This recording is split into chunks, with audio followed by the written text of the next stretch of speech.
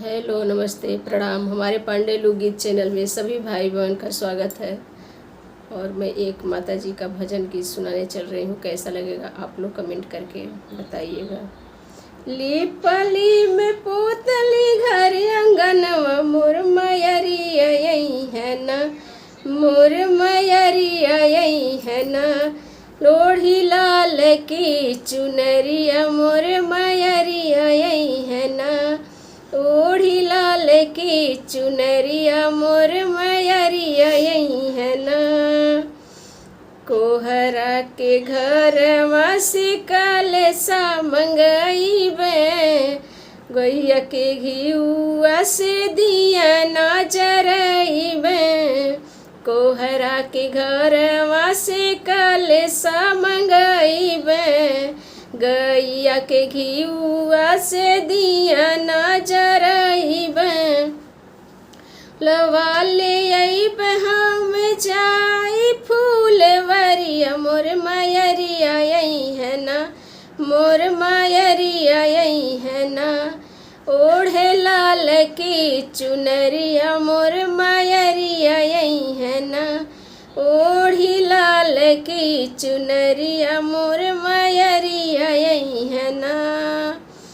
लाल पियर हम आसनी बिछैबे, केला नारियलवा के भोगवा लगैबे। लाल पियर हम आसनी बिछैबे, केला नारियलवा के भोगवा लगैबे। बारी के कपूरवा उतरबे, अरतिया मोर मयरिया यही है ना, मोर मयरिया यही है ना। ओढ़ी लाल की चुनरिया मोर मयरिया यही है ना।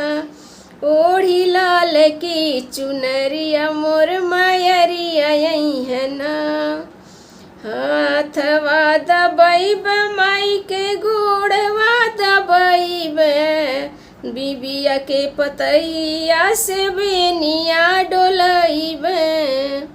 हाथवा दबैबे माई के गोड़वा दबैबे, निबिया के पतैया से बेनिया डोलैबे। माई गाय के मनैबे, गाय पचरवा गीतिया मोर मयरिया यही है ना। गाय के मनैबे में गाय के पचरवा गीतिया मोर मयरिया यही है ना, मोर मयरिया यही है ना। ओढ़ी लाल की चुनरिया मोर मयरिया यही है ना।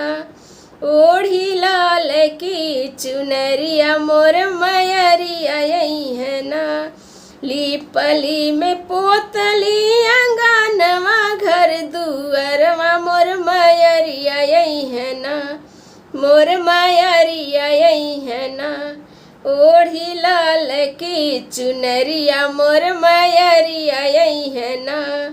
ओढ़ी लाल की चुनरिया मोर मयरिया यही है ना।